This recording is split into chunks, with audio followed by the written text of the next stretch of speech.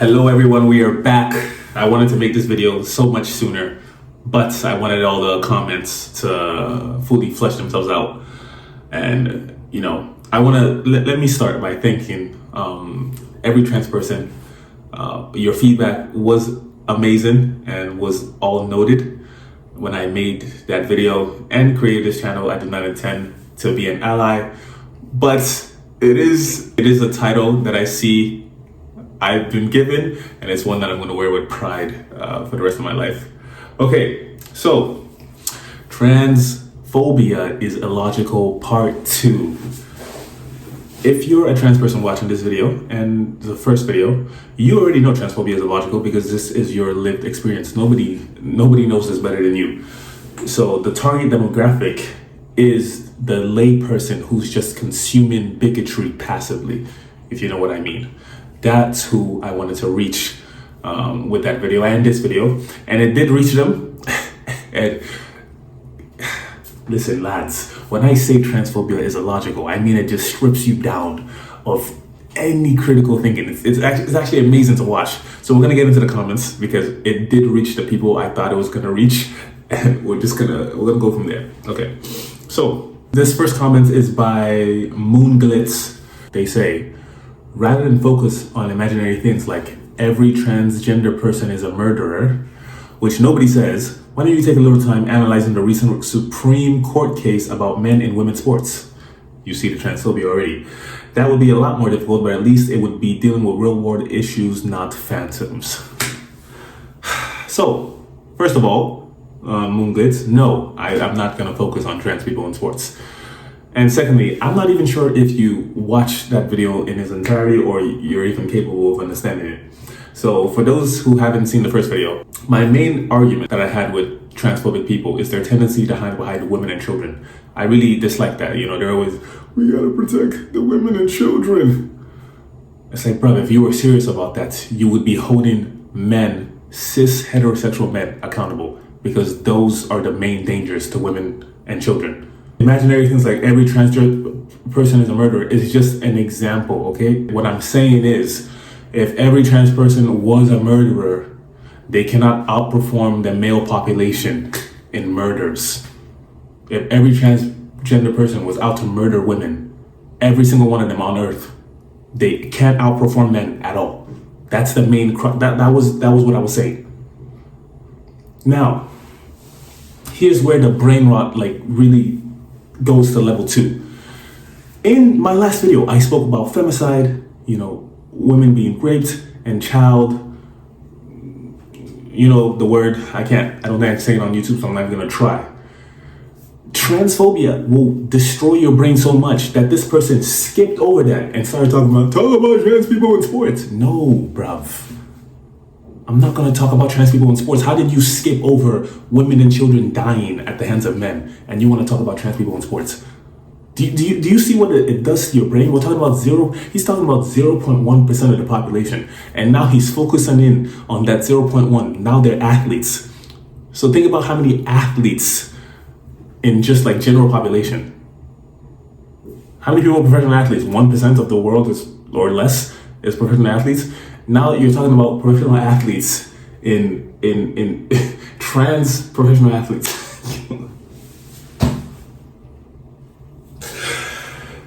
This guy heard me talk about women and children are dying at the hands of men, and he started talking about trans people in sports. What are you talking about, bruv? Okay, so I think what I should do now, at least, is give my take on, trans people in sports. Me, I think they should be allowed to compete. Now, the main argument I hear against this is advantage. They have an advantage. In some cases, yeah, you can say that's true, but that's what sports is. You think about a prime Shaq. That didn't look right. It looked like a big man just playing with kids. That's literally what it looked like. When you look at, I'm a boxing fan, so when you watch a lot of early Mike Tyson fights, it's clear that he had a clear advantage from the other athletes. So someone having an advantage in sports is just sports. I know a lot of people will disagree, but that's how I look at it. I don't know how to, and you guys can help me in the comments. How would I reach someone like this? Like, how can people not see that this is just about controlling women? So again, the main argument that I had against transphobic people was the protecting women. But this is literally gonna do the opposite, because now when we have freaks of nature that are, to use some transphobic language, natural born women, they're typically not allowed to compete. So this is, I don't even know if this is a trans issue, more of a hating women issue, whether you're a trans woman or a cis woman. An example I want to give is this former track and field athlete, Caster Semenya. I hope I'm saying that correctly. So she was I believe, 800 meter athlete, and she had naturally just more testosterone than the average woman. If she was a man, she would be celebrated as a freak of nature. Like, one thing, here's like the disparity that I don't like. When we have freaks of nature like Shaquille O'Neal, LeBron James, or Mike Tyson, nobody's like checking, their levels. Nobody's checking the advantage they have. And even if we did, like, let's say we found out, LeBron James had like more testosterone than the average athlete in the NBA, people would be like, whoa, this guy is like a freak of nature. But female athletes aren't allowed that. They're not allowed the same, freedom as male athletes. And this is like, I hope you're still following. I hope I'm like putting this together nicely. But this is like all part of transphobia. Like, is this, I think transphobia is almost like a subcategory under hating women. Like the ball of hating women, like transphobia is like the main subcategory out of that. Anyways, this athlete was banned from competing. In her prime, I think she did like 30 races undefeated. Hang on, let me double check. Yes, 30. Oh my God, look at my memory. She did 30 races undefeated and was forced to quit in the prime. Imagine like going up to Mike Tyson and being like, oh my God, you're so dominant. Let's check out all the advantages you have. Oh, you have way more testosterone than the average male? No. And you stopped Mike Tyson early on in his career. Let's say he's like 10-0. You just stopped him from progressing, and setting records, becoming a world champion because of Mike Tyson was clearly just more explosive than anyone in his weight class. So was this woman. But the protecting women's crowd deemed her, oh no, you have too much physical advantage. And it's like, what the hell are you talking about, bruv? Now, let's juxtapose this to Michael Phelps. Okay, so I'm gonna read you some of the facts we have about Michael Phelps. So his nickname is the Flying Fish.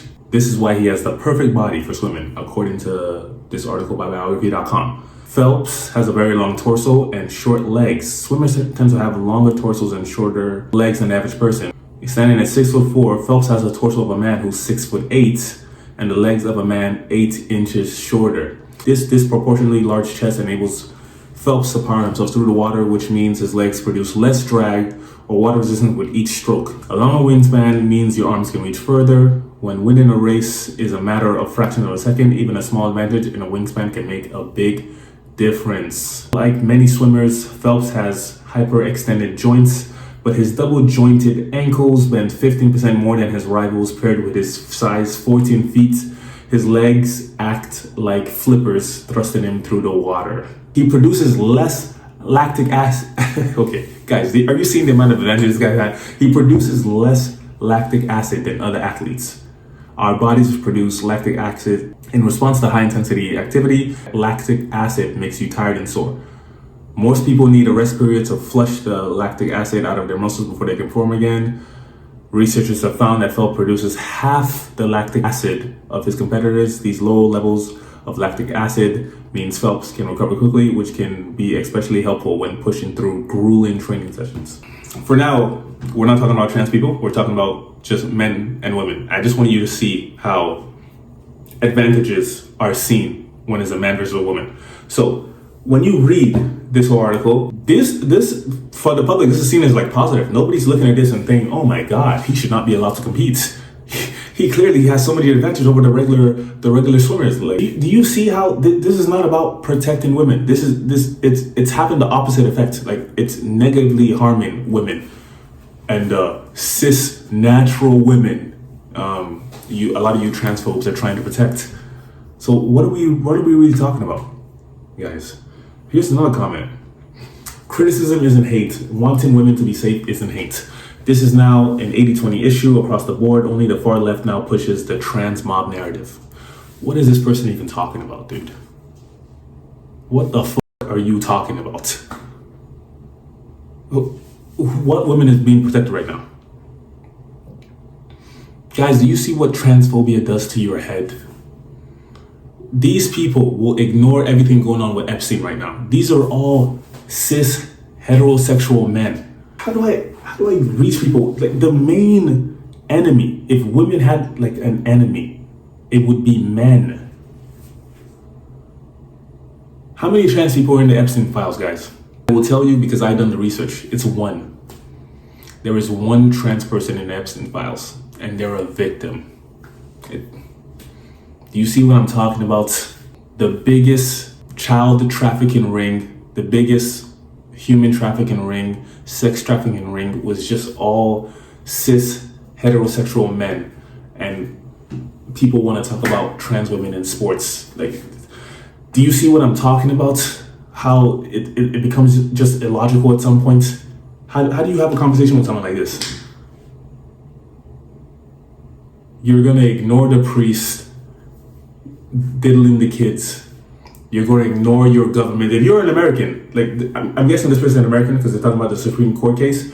You've just ignored the fact that the leader of your country is a big pedo. He's a and a murderer. You've ignored all of that to talk to me about trans people in sports. No, I'm not going to talk about trans people in sports. I would rather dedicate my life to ending femicide, to ending, child trafficking than talk. I'm not that. Do you see how such of a non-issue this is? This is what transphobia will do to you. I'm at the point now when somebody is over the age of 24, 23, 24, and they still don't understand this, you just kind of, I don't know, you can't really like have a conversation.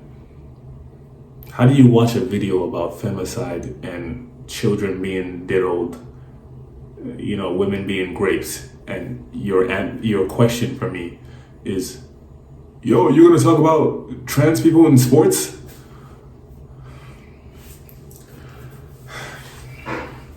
Yeah, this video just deflated me, man. The sad part about this, and this will be my next video, is that a lot of these people, and a lot of people in general, don't care about women and children. Like, I'm gonna spend a whole video talking about this.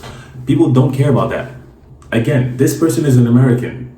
A rapist ran for president and you guys just let it happen. What are you talking about? You guys don't care about women and children.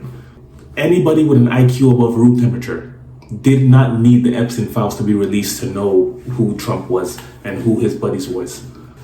Anyways, I'm gonna save that topic for the next video. But thank you for watching. You can see how this like spoils my mood. I don't know. There's a special type of foolishness that only transphobe has, and I still haven't gone to a place in my life where I can look at their arguments and just not get like painfully disappointed. I don't know how to describe the emotion I'm feeling right now, but it's just disappointment. This was his takeaway. Trans people in sports. It's completely just skipped over women and children being murdered. He skipped over that. Women and children being trafficked. Nope. Trans people in sports. This is what transphobia does to the mind. Anyways, for all the trans people, I'm trying not to go too deep. Maybe I will. I need to soon, because again, my target demographic just can't. They don't have I don't think they have the brain capacity to understand. But again, thank you for all your support. I hope together we can make a safer world for everyone. That is one of my goals in life. I will achieve that goal. I'm gonna handle my half I'm certain trans people will handle their own, and then we can meet in the middle. I'm gonna drag as many bigots as I can into the land of sense, okay? Because this is just negatively impacting everyone. And my last point, a lot of people don't realize is that this will only put people in a box. So, for example, in an attempt not to seem like a trans woman or not to seem trans, the definition of a woman, definition of a man, like the gender expression will now be limited. And the funny thing is, a lot of men complain online that, oh, like men can't like express themselves, there's no room. It's like, of course there's no room. When a man has to just be, I am not explaining this right, am I?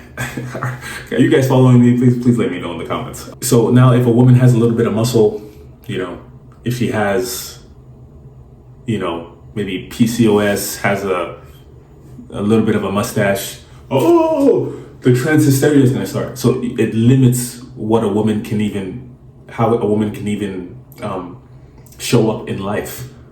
It negatively impacts everyone.